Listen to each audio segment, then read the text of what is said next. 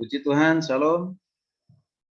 Saya senang kembali menyapa Bapak Ibu Saudara sahabat RPKM yang setia mengikuti pembelajaran ataupun topik-topik kebenaran firman Tuhan yang pasti memberkati kita semua, bahkan sudah banyak memberkati kita.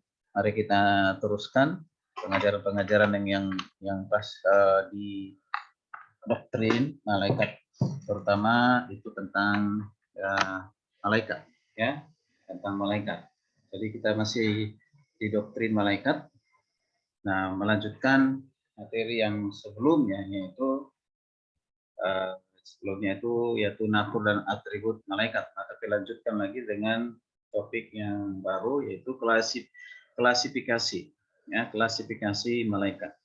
Ya, mari kita perhatikan ada beberapa klasifikasi malaikat. Ya, kita perhatikan bersama-sama. Yaitu yang pertama, kita perhatikan di sini, Bapak Ibu, Saudara kasih Tuhan bisa mengikuti, dan seluruh mahasiswa sekolah tinggi teologi Kataros. Ya. Tadi para malaikat itu berperan sebagai penguasa pemerintahan, ya, penguasa pemerintahan. Nah, kalau kita baca di Efesus 6 ayat 12 menunjukkan pada tingkatan dari para malaikat yang jatuh. Jadi pemerintah adalah dikatakan pemerintah. Dalam ayat ini katakan mereka yang berada di tingkatan pertama atau tinggi. Penguasa. Itu ada kata penguasa, mereka diberi otoritas. Kemudian penghulu dunia yang gelap. Ya, penghulu dunia gelap ini mengekspresikan kuasa atau otoritas yang mereka terapkan atas dunia ini. Kemudian ada lagi roh-roh jahat di udara. Ini menjabarkan roh-roh jahat, yaitu mengekspresikan karakter dan natur malaikat. Nah, kalau kita perhatikan di Daniel 10 ayat yang ke-13, coba saya baca lagi ya. Dikatakan pemimpin kerajaan orang Persia berdiri 21 hari lamanya menentang aku, tapi kemudian Mikael, salah seorang dari pemimpin-pemimpin termuka, datang menolong aku, dan aku meninggalkan dia di sana berharap dengan raja-raja orang Persia. Nah, perhatikan di sini, menurut Daniel 10:13 ini menunjukkan pada pangeran dari kerajaan Persia. Jangan itu pangeran dari kerajaan Persia, ya, kerajaan Persia. Yang melawan siapa? Melawan Mikael, itu salah satu malaikat.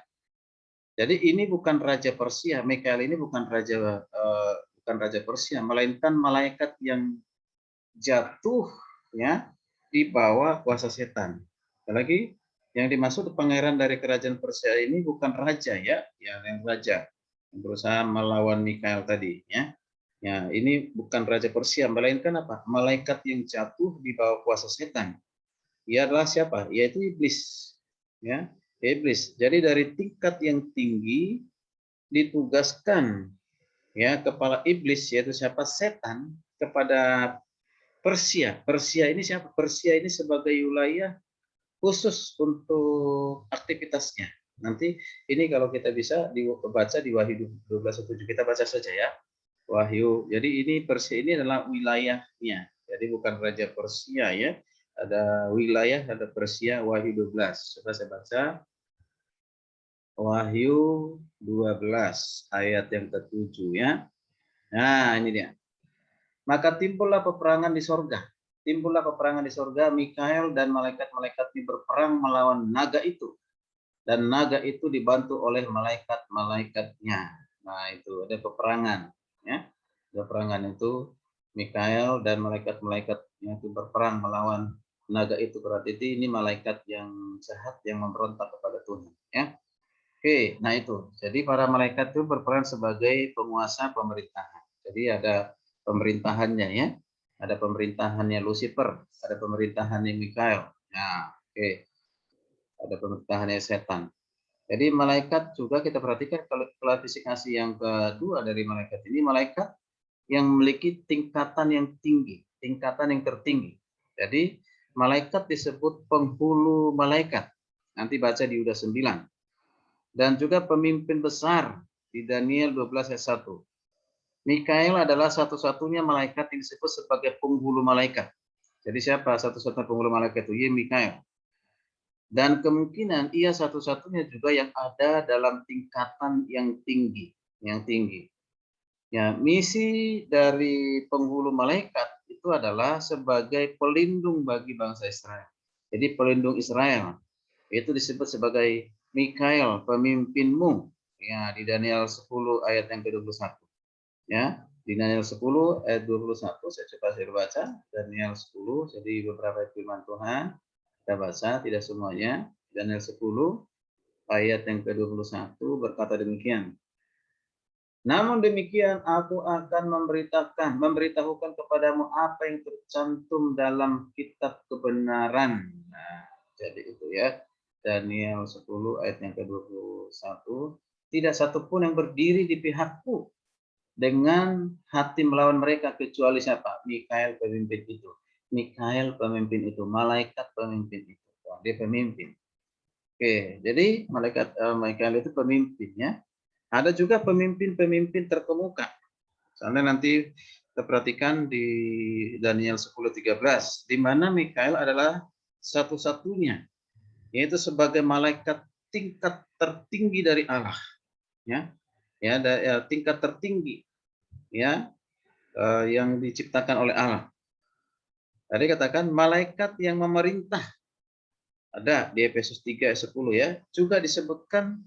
Ya, tetapi tidak ada penjelasan lebih lanjut bahwa ya malaikat itu seperti apa, maksudnya di luar malaikat yang lain ya, malaikat yang memerintah bukan Mikael tidak dijelaskan. Ya, tapi yang dijelaskan di sini adalah bahwa malaikat Mikael itu adalah satu-satunya penghulu malaikat yang lebih tinggi daripada malaikat-malaikat yang lain. Oke, nah itu ya, itu klasifikasi yang kedua, malaikat yang memiliki tingkatan yang tertinggi yaitu Mikael. Ya. Lalu kita memperhatikan yang lainnya juga yaitu malaikat ya. Malaikat yang salah, malaikat yang adalah individu yang prominent. Ya, nanti akan dilanjutkan ini ya. Oke, ikuti terus pembelajaran ini sampai kita memiliki pengetahuan yang lebih banyak, berkaya akan pengetahuan doktrin malaikat. Saya akan meneruskan, silakan mengikutinya. Shalom, Tuhan Yesus memberkati kita sekalian.